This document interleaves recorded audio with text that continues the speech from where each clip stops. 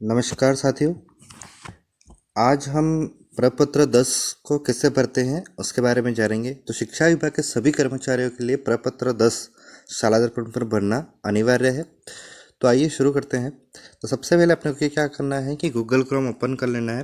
Google Chrome आप जैसे ही open करोगे, गूगल क्रोम ओपन करने के बाद आप शाला दर्पण टाइप करोगे। शाला दर्पण टाइप करने के बाद आपको लॉगिन कर लेना है। आपका जो स्कूल आईडी है, यहाँ पे आपको लॉगिन में आपका जो पासवर्ड है वो डाल देना है। आपको यूज़र नेम डाल देना है, पासवर्ड डाल देना है। उसके बाद कैप्चा डाल देना है आपको। कैप्चा जैसे ही डालेंगे उसके बाद अपन ओके करेंगे। ये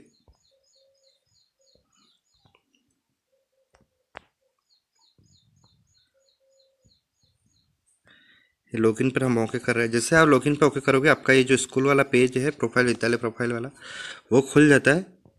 और यहाँ पर ऑप्शन है होम। तो यहाँ पर सबसे पहले क्या करेंगे, 3 लाइन जो दिख रही है उस पर आप क्लिक करोगे। जैसे इस पर क्लिक करोगे, यहाँ पे डैशबोर्ड खुल जाता है, school staff student scheme report सब। तो आपको क्या करना है, प्रपत्र 10 भरना है अपने को। तो स्टाफ में अपन ओके करेंगे। जैसे हम स्टाफ पर ओके करते हैं तो यहाँ पे दूसरे ऑप्शन खुल जाते हैं, from approval, SCP, English elementary school staff detail profile entry. तो अपने ये फॉर्म नंबर 10 लिख रखा है कोष्टक में, तो अपने को इस पर ओके करेंगे। ये UPS वालों के लिए है, जो माध्यमिक और सीनियर में है उनके लिए भी प्रपत्र 10 भरना अनिवार्य है। तो यहाँ पे आपके जो जितने भी कार्मिक है वो यहाँ पर शो करेंगे। तो आपका जो जो भी नए कर्मचारी है उनके लिए यहाँ पे मेरे जैसे यहाँ पे यश वाई शो कर रहा है, तो वो सबके जो नए कार्मिक है जिन्होंने प्रपत्र 10 नहीं भरा है अभी तक, उनके NN शो करेगा, मतलब 9 शो करेगा। और आप जो भी पुराने कार्मिक हैं जिन्होंने पहले से प्रपत्र 10 भर रखा है, उनके यहाँ पे यस शो करेगा। तो आपको इसको एडिट करना है, यहाँ पे कुछ भी इन्फॉर्मेशन आपको ऐड करनी है तो आपको प्रपत्र भरने एडिट करने के लिए इस पर क्लिक करना है। आप जैसे इस पर क्लिक करोगे तो आपका जो ये प्रपत्र 10 वाली जो प्रोफाइल है वो पूरी खुल जाती है। ये ओपन, जैसे आप नीचे जाओगे स्क्रॉल करते हुए, मेरे जैसे पूरे जो भी शैक्षणिक योग्यता है आपकी, पदोन्नति, SCP 60, वेतन, सभी जो यहाँ पे ऑप्शन दे रखे हैं तो वो मैंने सभी कंप्लीट कर रखा है। तो इसलिए भैया प्रोफाइल स्टेटस 100% शो कर रहा है।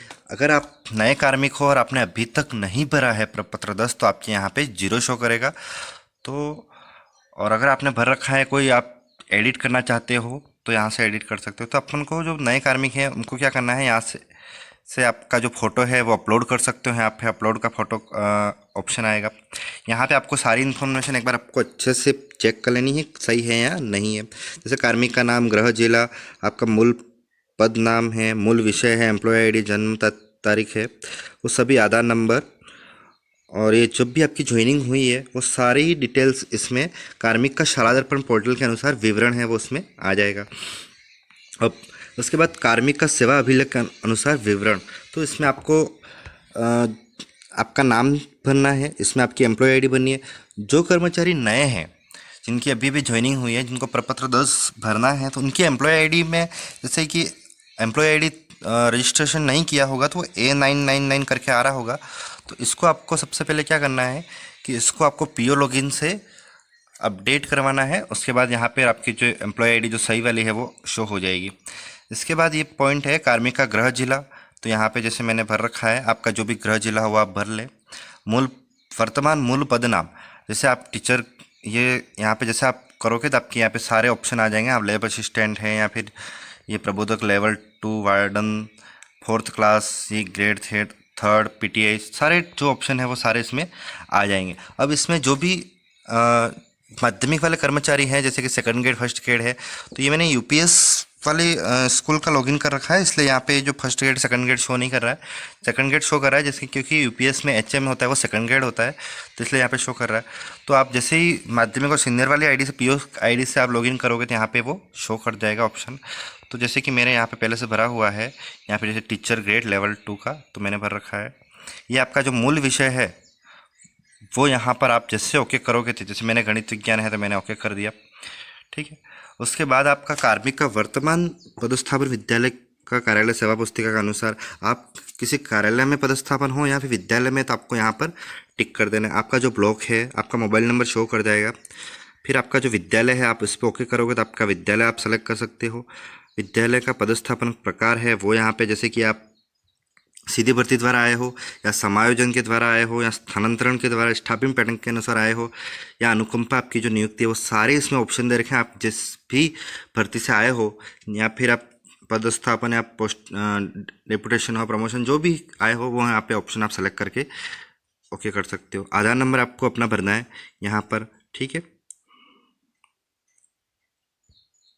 जैसे आप आधार नंबर भर दोगे, उसके बाद आपका जो नेक्स्ट ऑप्शन आ जाएगा, स्टार लगा रखा है, मतलब आपको भरना अनिवार्य है। वर्तमान पद पर इस विद्यालय में आप जिस भी स्कूल में अभी पदस्थापित हो, उसकी कार्यग्रहण तिथि आपको भरनी है। वर्तमान पद पर प्रथम कार्यग्रहण की तिथि, वो तिथि भरनी है जो आपने अभी जिस स्कूल में हो वो डेट भरनी है आपको। अगर आप पहले किसी और स्कूल में थे, फिर आप प्रमोशन होके या ट्रांसफ़र होके आए हो, तो आपने जिस स्कूल में अब वर्तमान में स्कूल में ज्वाइनिंग दी है फर्स्ट डेट, वो वाली डेट भरनी है यहाँ पे। इसके बाद है कार्मिक की राजकीय सेवा में, आपकी राजकीय सेवा में आने की जो प्रथम नियुक्ति दिनांक है वो भरनी है यहाँ पर। चाहे आप किसी भी विभाग में रहे हो, चाहे आप पुलिस विभाग में रहे हो, चाहे आप ICDS डिपार्टमेंट में रहे हो, किसी वन विभाग में रहे हो, किसी भी डिपार्टमेंट में रहे हो, पर आपकी जो सरकारी सेवा में आने की जो प्रथम दिनांक है, कार्यग्रहण तिथि, वो यहाँ पे डालनी है अपने को। वर्तमान में इस जिले, वर्तमान पद जो है आपका, जैसे कि आप थर्ड ग्रेड हो या आप सेकंड ग्रेड हो, तो जैसे कि आप पहले थर्ड ग्रेड थे, आप सेकंड ग्रेड हो, तो वर्तमान जो पद है उस इस जिले में प्रथम कार्यग्रहण तिथि यहाँ पर आपको डालनी है। कार्मिक की प्रारंभिक शिक्षा विभाग में प्रथम कार्यग्रहण तिथि, मतलब जैसे कि आप किसी दूसरे विभाग में थे, तो आप प्रारंभिक शिक्षा विभाग में आए हो, या फिर आप माध्यमिक शिक्षा विभाग में जब आए हो, तो वो उसकी जो कार्यग्रहण तिथि है वो आपको यहाँ पर डालनी। उसके बाद लिखा है, सत्यापित किया जाता है कि कार्मिक के सेवा अभिलेख के अनुसार प्रविष्टि की गई उपरोक्त सूचनाएं 100% सही है, तो आप सत्यापित करें। आप जैसे ही ओके कर देंगे, आपके पास दूसरा पेज ओपन हो जाता है। यहाँ पे पेज ओपन हो जाएगा। यहाँ पर कार्मिक की अन्य व्यक्तिगत जो भी जानकारी है वो आपको भरनी है। जैसे आपका अगर SI नंबर आ चुका है तो आपको SI नंबर फिल करना है। GPF नंबर, अगर जो भी पुराने कर्मचारी है 2004 से पहले के, उनको GPF नंबर डालना है। प्राण नंबर NPS कर्मचारी को डालना है। NPS नंबर में आपको कुछ भी नहीं डालना है, क्योंकि पुराने कर्मचारियों के NPS नंबर होते थे, उसके बाद अभी ये अपडेट कर दिया गया है जिसमें प्राण नंबर ही NPS नंबर है। पैन नंबर डाल देना है आपको। पासपोर्ट नंबर हो तो आपको डाल देना है। भामाशाह ID डाल देनी है आपको हो तो। आपका यहाँ पे ब्लड ग्रुप है, जैसे कोई ब्लड ग्रुप चेंज करना चाहता है, मतलब किसी ने गलती से अलग भर दिया है, तो वो यहाँ से चेंज कर सकता है। इसके बाद आपके ये मेल फीमेल का डालना है। इसके बाद ये आप ये कैटेगरी डालनी है, धर्म डालना है, पिता का नाम, माता का नाम, आपकी वैवाहिक स्थिति। आप इसमें सारे ऑप्शन, इसमें देखो मैरिड, डिवोर्स, विडो का ऑप्शन है, तो आप जो भी हो वो आपको अपडेट कर देना है। पति पत्नी का नाम आ जाएगा। यदि ऐसे कर्मचारी है जिनके पति पत्नी दोनों मतलब राजकीय सेवा में हैं, तो आपको यहाँ पर उनकी एम्प्लॉय ID डालनी है। आपको सर्विस, पति पत्नी राजकीय सेवा में हो तो चयन करें। जैसे कि यहाँ पे मैं मैरिड कर दूंगा तो वो यहाँ पे ऑप्शन आ जाएगा। तो पति पत्नी की एम्प्लॉय ID आपको डालनी है यहाँ पे। दिव्यांग है तो आपको, तो यहाँ पे जैसे कि लो विज़न का है, आपको सुनने में प्रॉब्लम है, स्पीच एंड लैंग्वेज डिसेबिलिटी जो भी है, मेंटल ये वगैरह है, वो सारे ऑप्शन दे रखे हैं डिसेबिलिटी में, तो आपके जो भी हो वो डाल सकते हो। अगर कोई नहीं हो तो आपको नॉट एप्लीकेबल कर देना है इस पर। संतानों की संख्या आपको डाल देनी है। 1/6/2002 से पूर्व की कितनी है और 2002 से पश्चात कितनी है वो आपको डाल देनी है यहाँ पे। दूसरे प्रश्न में एक से अधिक संतान होने पर उसे एक इकाई माना जाएगा। पहले पति पत्नी के निधन पर दूसरा विवाह करने की स्थिति में पहली पत्नी के संतानों को ही इकाई माना जाएगा। तो यहाँ पे आपको कार्मिक का स्थायी पता भर देना है। ईमेल ID डाल देनी है, आपका गृह राज्य, जिला, पिन कोड, कार्मिक के वर्तमान, अगर पहले वाला ही एड्रेस वर्तमान है तो आपको इस पर टिक कर देना है, अन्यथा दूसरा एड्रेस डालना है तो आपको यहाँ पर फिल कर देना है। यहाँ पे लिखा है कार्मिक अध्यापन या विशेष शिक्षा पर जो कार्यरत है उनका RCI रजिस्ट्रेशन। जो वरिष्ठ अध्यापक मतलब विशेष शिक्षा वाले हैं उनका रजिस्ट्रेशन नंबर होता है वो आपको यहाँ पे डाल देना है। उनकी दिनांक डाल देनी है। अगर आप जो विशेष शिक्षक हैं उनके लिए ही ये ऑप्शन है। आपको एक बार और ध्यान देना है कि जो विशेष जो स्पेशल एजुकेशन वाले जो होते हैं टीचर, उनको ही यहाँ पे ये रजिस्ट्रेशन नंबर और दिनांक डालनी है। अगर आपने कोई सम्मान प्राप्त किया है डिस्ट्रिक्ट लेवल या डिवीज़न लेवल किसी भी लेवल पे, तो आपको इस पर टिक करना है, अन्यथा नो कर देना है, नन कर देना है। अगर प्रशंसा पत्र आपने कोई प्राप्त किया है डिस्ट्रिक्ट लेवल या डिवीज़न लेवल पे, तो आपको यस, जिस पर भी आपने लेवल पे किया है उसको आपको टिक करना है, अन्यथा नन पे क्लिक कर देना है। यदि आप किस खिलाड़ी रह चुके हो तो भारतीय ओलंपिक संघ द्वारा मान्यता प्राप्त खेल संघों द्वारा ही आयोजित प्रतियोगिता है। तो अगर आपने कोई भागीदारी ली है तो आपको हाँ करना है, अन्यथा नहीं कर देना है। सह शैक्षणिक गतिविधियाँ, जैसे कि आप एमडीएम प्रभारी हो या फिर आप शाला दर्पण प्रभारी हो। अच्छा, ये शाला दर्शन आ रहा है क्योंकि ये अपडेट नहीं हुआ है। पहले शाला दर्शन अलग होता था यूपीएस और पीएस के लिए, और माध्यमिक और उनके लिए शाला दर्पण होता था। तो बाद में ये अपडेट करके दोनों को मर्ज कर दिया गया है, तब सभी के लिए शाला दर्पण ही है। तो ये शाला दर्पण आना चाहिए था। तो आपके जो भी आप किसी भी के प्रभारी हो तो वो आपको टिक कर देना। जैसे आप परीक्षा प्रभारी हो, खेलकूद प्रभारी हो, तो आपको टिक कर देना है, अन्यथा आपको आगे बढ़ जाना है। 2 खेलों के नाम आपको यहाँ पे रखने हैं जो विशेष योग्यता रखते हो। शारीरिक शिक्षक के लिए तो बिल्कुल ही अनिवार्य है, बाकी आप शारीरिक शिक्षक नहीं हो तो कोई अनिवार्य नहीं है। आप भरो तो अच्छा है, नहीं भरो तो अच्छा है। किसी भी प्रकार की न्यायिक प्रक्रिया विचाराधीन है। यदि आप पर कोई भी कार्रवाई हुई है या फिर आपके जो भी न्यायालय के द्वारा जो भी आपका प्रकरण है वो अगर विचाराधीन है तो आपको हाँ करना है, नहीं तो नहीं करना है। अगर आप न्यायालय द्वारा दंडित हो तो हाँ करना है, नहीं तो नहीं करना है। दंड की दिनांक है वो आपको डालनी है, कब जब आपके पास कोर्ट का ऑर्डर होगा कि आपको ये दंड दिया गया है तो वो डेट डालनी है। किसी भी प्रकार की विभागीय जांच अगर विचाराधीन है तो हाँ डालनी है, नहीं तो नहीं डालनी है। विभाग में जांच में दंडित तो आपको आप नहीं हो तो नहीं करना है, दिनांक डाल देनी है और सेव एंड नेक्स्ट पे क्लियर कर देना है। जैसे ही आप सेव एंड नेक्स्ट पे क्लिक करोगे तो ये एरर शो कर रहा है, इसको लॉगिन वापस री-लॉगिन कर। ये प्रोसेस का आया है, सेव एंड नेक्स्ट किया तो अपन प्रोसेस पर ओके कर लेंगे।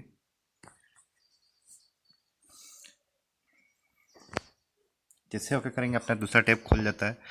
तो यहाँ पे आपको जो शैक्षणिक योग्यता वाला है वो आपको यहाँ पे फिल करना है। जो परीक्षा का स्तर मतलब आपको 10वीं 12वीं ग्रेजुएशन पीजी लेवल के सारे जो भी आपके एग्ज़ाम हैं आपने दिए हैं 10 12 ग्रेजुएशन, वो सब भी अभी आपको अपडेट करने हैं। परीक्षा का नाम यहाँ पे दे रखा है, प्रकार दे रखा है, आपने रेगुलर कर रखा है या प्राइवेट एक्स जो भी कर रखा हो वो आप यहाँ पर फिल कर सकते हैं। आपका जो बोर्ड हो वो यहाँ पे आपको रोल नंबर और उत्तीर्ण करने के दिनांक, ऐच्छिक विषय, ये सब आपको यहाँ पे फिल करना है। जो भी माध्यमिक के कर्मचारी हैं उनके ये उत्तीर्ण करने की दिनांक और रोल नंबर वगैरह नहीं है, तो कोई दिक्कत वाली बात नहीं है। ये यूपीएस पीएस में जो मतलब एलिमेंट्री वाले जो भी कर्मचारी हैं उनके लिए ये डिटेल्स दे रखी है। बाकी जो माध्यमिक में है उनको प्रपत्र 10 भरना अनिवार्य है सबके लिए, परंतु उनके लिए जैसे कि यहाँ पे शैक्षणिक योग्यता में रोल नंबर और ये ऑप्शन नहीं आ रहे हैं तो कोई दिक्कत वाली बात नहीं है। जैसे कि आपने अगर यहाँ पे कुछ गलत भर दिया है तो आपको इसको एडिट कर सकते हो। इस पर ये पेन जैसा निशान शो कर रहा है, इस पर आप ओके करोगे तो ये खुल जाएगा। उसके बाद आपको जैसे कि आपने कोई और डिग्री कर रखी है, जैसे किसी ने 2 विषय में एमए कर रखा है तो आप यहाँ पे आप सेलेक्ट कर सकते हो पीजी, ठीक है। आप सेलेक्ट करके यहाँ पर आपकी जो सारी इन्फॉर्मेशन है ये लाइन वाइज आपको भर देनी है और यहाँ पर आपको लास्ट में सेव कर देना है, तो ये सेव हो जाएगी। अगर आप उसमें से कुछ डिलीट करना चाहते हो तो ये डिलीट वाला ऑप्शन है पास में पेन के साइड में, उस पर ओके करोगे तो वो डिलीट भी हो जाएगा और एडिट भी हो जाएगा। आप जैसे ही ये करोगे तो यहाँ पे जो भी इंस्ट्रक्शन दे रखे हैं वो आपको पढ़ लेने हैं। कैसे नहीं कि आप 10वीं और 12वीं एक ही लाइन में कर देंगे, तो आपको हर लाइन में अलग अलग भरना है। जैसे एक लाइन में आपको 10वीं, दूसरी लाइन में आपको 12वीं, फिर ग्रेजुएशन, वैसे स्टेप बाय स्टेप भरना है। यहाँ पे आप इंस्ट्रक्शन अच्छे से पढ़ लें, उसके बाद ये भरें आप और सेव एंड नेक्स्ट पर क्लिक करें। जैसे ही आप सेव एंड नेक्स्ट पर क्लिक करोगे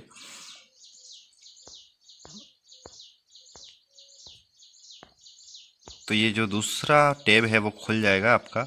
ये तीसरा प्रशैक्षणिक योग्यता, मतलब जैसे कि आपने बीएड है, रीट, आरएससीआईटी वगैरह जो भी कोर्स है वो इस वाले टैब में अंदर आपको फिल करने हैं। वही प्रोसेस है जो आपने शैक्षणिक योग्यता वाला किया था, वैसे स्टेप बाय स्टेप आपको यहाँ पे सेव एंड करना है और आप यहाँ पे सेव भी कर सकते हो, डिलीट भी कर सकते हो।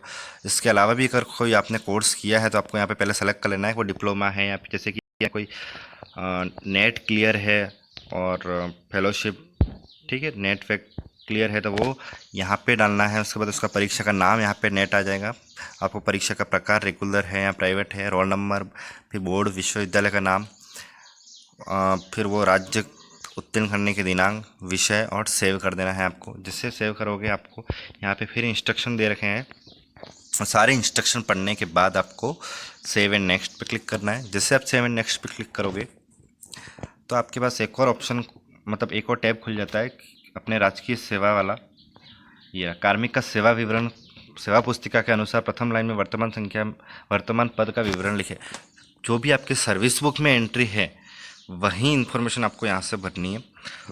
या तिथि से कार्यग्रहण तिथि तक, ये जो भी ऑप्शन है वो आप पहले नहीं बनना है। सबसे पहले आपको नीचे स्क्रॉल करते हुए जाना है।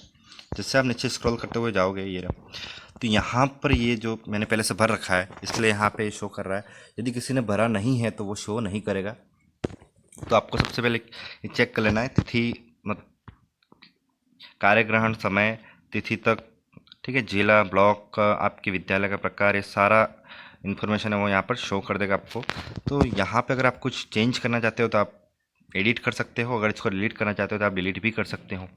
तो मैं इस पर एक बार एडिट करके बता देता हूँ आपको। आप जैसे ही एडिट करोगे, यहाँ ऊपर जाओगे आप जैसे स्क्रॉल करते हुए, तो देखो यहाँ पे सारी इन्फॉर्मेशन आ गई है, ऑटोमेटिक आ गई है। तो मैंने कब की ज्वाइनिंग है, मध्याह पूर्व मैंने किया था, तो यहाँ पे आपको कुछ भी नहीं करना है, ठीक है। कार्य मुक्ति वाले में अपने को ओके नहीं करना है। अगर कोई कर्मचारी जैसे 2-3 स्कूलें चेंज की है तो वो नीचे, जब मैं आपको स्क्रॉल करके एक बार और बता देता हूँ, तो आपकी जो यहाँ पे जैसे 1 नंबर है, यहाँ पे 2-3 बता देगा कि आपने पहली जो भी स्कूल में आप रहे हो वो की ज्वाइनिंग दिनांक से लास्ट कब तक रहे हो वो शो कर देगा। उसके बाद आपने दूसरे स्कूल में ज्वाइन किया है, उस जो दिनांक है दूसरे स्कूल में ज्वाइनिंग की दिनांक है, वो दिनांक से लगाकर आप उस स्कूल में कब तक रहे हो और कौन से ब्लॉक में रहे हो, वो सारी इन्फॉर्मेशन यहाँ पे एक दूसरी लाइन में आ जाएगी, ठीक है। तो मैं आपको यहाँ पे पहली लाइन वाला ही करके बता देता हूँ। जैसे कि यहाँ पे ये जिला आपको बनना है, ब्लॉक आपको पता ही है, आपकी स्कूल का नाम, ठीक है, आपकी जीपीएस है या पीएस है या फिर आपकी माध्यमिक जो भी है वो स्कूल का प्रकार डाल देना है, स्कूल का नाम डाल देना है, ग्राम पंचायत, राजस्व का मूल पद, आपका मूल विषय क्या है, विद्यालय का स्वीकृत पद जिस पर आप कार्यरत हो। तो जैसे कि बहुत सारे कार्मिक ऐसे भी हैं जो टीचर लेवल 2 के हैं पर लेवल 1 में कार्यरत है। तो अगर आप लेवल 1 में कार्यरत हो और लेवल 2 के हो तो आपको विद्यालय का स्वीकृत पद जैसे, तो उस पद पर ही आपको ओके करना है। जैसे कि आप लेवल 2 के हो और लेवल 1 में कार्यरत हो तो आपको लेवल 1 करना है, अन्यथा लेवल 2 ही रखना है अगर आप लेवल 2 वाले पद पर हो तो। विद्यालय का स्वीकृत विषय जिस पर कार्यरत हो, मेरे जैसे कि स्कूल में स्वीकृत विषय गणित विज्ञान का है और मैं उसी पद पर कार्यरत हूँ। अगर मैं किसी और विषय का हूँ और किसी और विषय पर कार्यरत रहता हूँ तो वो आपको यहाँ पर अपडेट करना है। विद्यालय कार्यालय की स्थिति आपको रूरल और अर्बन यहाँ पे जो भी हो वो ग्रामीण शहरी वाला अपडेट कर देना है। पदस्थापन का प्रकार, तो यहाँ पे जैसे कि आप डिपुटेशन से आए हो या नॉन आरपीएससी है या फिर रिव्यू रिवीजन या बातें वेतन अनुकंपा है, इसके बाद ये प्रतिनियुक्ति मैंने बता ही दिया। अगर आप ट्रांसफ़र से आए जो भी हो, निलंबन, एपीओ, तो वो आपको यहाँ पर ओके करना है, ठीक है। अगर कोई सीधी भर्ती जिला परिषद से है तो पहले जैसे टेट होता था तो वो सीधी भर्ती जिला परिषद से, तो उनको वो करना है। और अभी रीट से आए तो वो नॉन आरपीएससी वाले हैं, इनकी कोई जिला परिषद से भर्ती नहीं हुई है तो आपको ये नॉन आरपीएससी। अगर आप सेकंड ग्रेड हो तो सेकंड ग्रेड से फर्स्ट ग्रेड सारे एग्जाम है वो आरपीएससी करवाती है, तो आपको सीधे यहाँ पे आरपीएससी सेलेक्ट कर लेना है।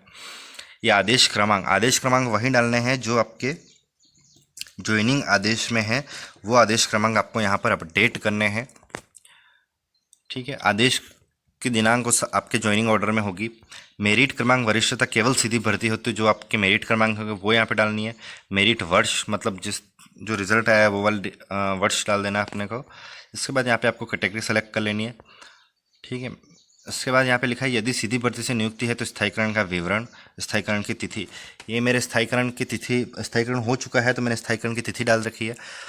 हमारे स्थायीकरण की तिथि डाल रखी है और स्थायीकरण का आदेश क्रमांक भी डाल रखा है और डेट भी डाल रखी है। यहाँ पे लिखा है कि वेतन नियमितीकरण, हमारे वेतन नियमितीकरण और स्थायीकरण के दोनों के आदेश अलग अलग थे, तो दोनों के आदेश क्रमांक अलग अलग है और दोनों की डेट भी मैंने अलग अलग फिल कर रखी है।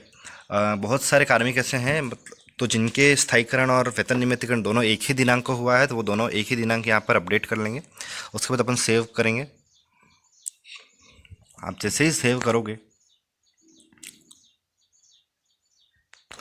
तो वो यहाँ पर वो सारी इन्फॉर्मेशन आपके यहाँ पर शो कर देगी। ठीक है, ये शो कर रही है। अगर मैं इसमें कुछ एडिट करना हो तो एडिट कर सकते हैं, डिलीट करना हो तो डिलीट कर सकते हैं। अब मैं जैसे कि अब कोई दूसरे स्कूल में चला जाता हूँ तो मेरे यहाँ पे कंटिन्यू की जगह क्या आ जाएगा कि उस स्कूल में मैंने अगर जैसे 1/12/17 को, तो मैंने अगर 1/12/18 को मैंने उस स्कूल से रिलीव किया है तो वो कंटिन्यू में 1/12/18 आ जाएगी।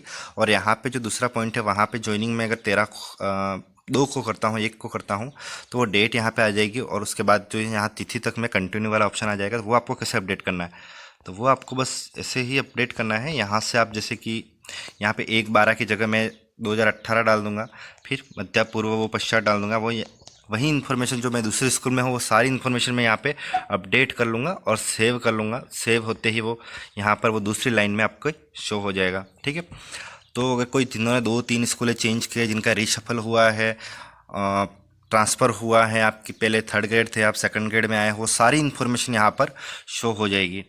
तो इसके बाद आपको सेव एंड नेक्स्ट पे क्लिक करना है। जैसे आप सेव एंड नेक्स्ट पर क्लिक करोगे तो ये कार्मिक पदोन्नति का विवरण है। ये जो माध्यमिक और सीनियर के कर्मचारी हैं उनके ये वाला ऑप्शन नहीं है, उनके 4 या 5 ही टैब है, जबकि ये एलिमेंट्री वालों के लिए 10 टैब हैं पूरे। तो इसमें आपको पदोन्नति का विवरण, अगर आप कार्मिक पदोन्नति की योग्यता रखता है तो आपको हाँ करना है। जैसे ठीक है, आप किसके लिए योग्यता रखते हो तो वो मैंने यहाँ पे फिल कर रखा है कि टीचर ग्रेड, मतलब अब 3rd ग्रेड के बाद सीधी सी बात है 2nd ग्रेड में प्रमोशन होगा, सीधे 1st ग्रेड में तो होना, प्रमोशन सीधे 1st ग्रेड में नहीं होता है। तो आपको यहाँ पे 3rd ग्रेड हो तो आपको 2nd करना है, 2nd हो और आप 1st ग्रेड में अगर आपने MA है, PG मतलब कर रखा है तो आपको यहाँ पर 1st ग्रेड करना है।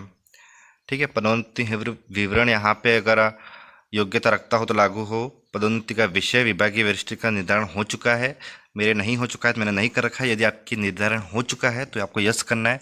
फिर आपको यहाँ पर जो भी जिला स्तर पर क्रमांक है, संभाग स्तर पर, राज्य स्तर पर जो भी क्रमांक है वो आपको ऐड करके सेव कर लेना है।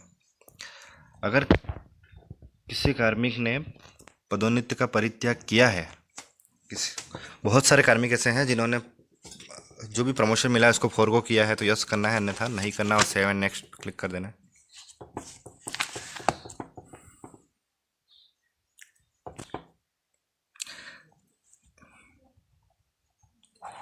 जैसे ही आप सेव एंड नेक्स्ट पे क्लिक करोगे तो ये दूसरा टैब ओपन हो जाएगा।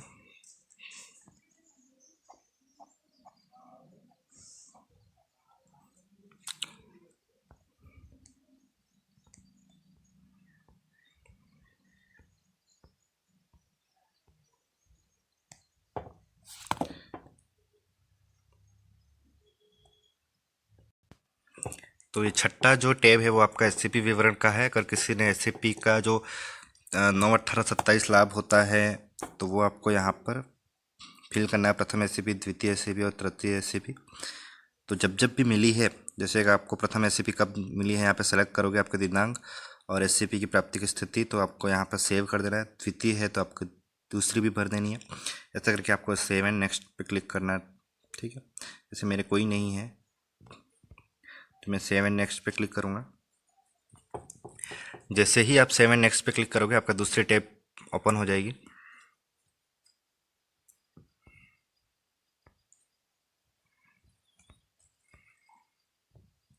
ठीक है, ये अपडेट सक्सेसफुली आ रहा है।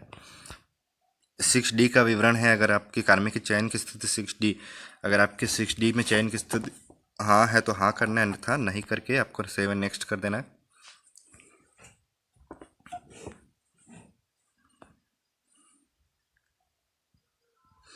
जैसे आप सेव एंड नेक्स्ट करोगे आपको फिर वो 8 नंबर की जो टैब है वो खुल जाएगी, क्लोज। ये 8 नंबर की आपका वेतन आयोग कौन सा है, 7वां 6ठा जो भी है आपको डाल देना है। आपका पे बैंड आपको कुछ डालना ही नहीं है, यहाँ पे आपको कुछ भी नहीं करना है। यहाँ पे आपका जो मूल वेतन है वो डाल देना है। आपको ग्रेड पे भी कुछ नहीं डालनी है। आपको जो आगामी वेतन की दिनांक है वो हो यहाँ पे अपडेट कर देनी है। सेव एंड नेक्स्ट पर बढ़ जाना है। जैसे आप सेव एंड नेक्स्ट पढ़ोगे तो आपका जो 9वां टैब है वो ओपन हो जाएगा।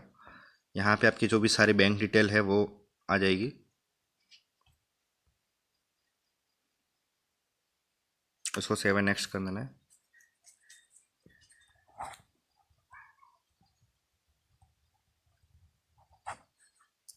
अब जैसे सेव एंड नेक्स्ट करोगे तो जो ट्रेनिंग वाली डिटेल्स है वो अब ओपन हो जाएगी। आपने यहाँ पर जो भी ट्रेनिंग ले रखी है, अंतिम टैब है ये, जो भी ट्रेनिंग ले रखी है वो आपको यहाँ पर फिल कर देनी है। ठीक है, जैसे कि मैं आपको एक ट्रेनिंग फिल करके बता देता हूँ। यहाँ पे जैसे नवयुक्त शिक्षक प्रशिक्षक है, किसी भी प्रकार की ट्रेनिंग है, तो वो जैसे निष्ठा एलिमेंट्री की ट्रेनिंग है वो भी यहाँ पे अपडेट हो रही है। सभी ट्रेनिंग आपको यहाँ पे शो कर देगी। जो नहीं कर रही है वो आप उसको अन्य में डाल के सेव कर सकते हो। आपको डायरेक्ट जैसे कि यहाँ पे सारा ऑप्शन हो उसको आपको अच्छे से रीड कर लेना है, सेव कर देना है। फिर उसके बाद आपको लिखा है फाइनल सबमिट। फाइनल सबमिट पे ओके करना है। यहाँ पे आएगा कि कार्मिक का व्यक्तिगत विवरण प्रपत्र 10 अपडेट सक्सेसफुली हो गया है। आप लॉक करने के लिए मोबाइल पर प्राप्त OTP से वेरीफाई करके फाइनल डाटा लॉक कर सकते हो। तो मैं इसको पहले क्लोज कर देता हूँ। अब फाइनल सबमिट कर दिया। उसके बाद आप जैसे ओके करोगे, ये लॉक का ऑप्शन आ रहा है, इस पर ओके करोगे।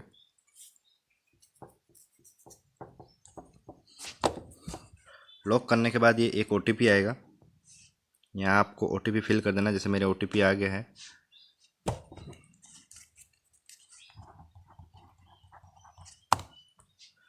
यहाँ आपको OTP डाल देना है।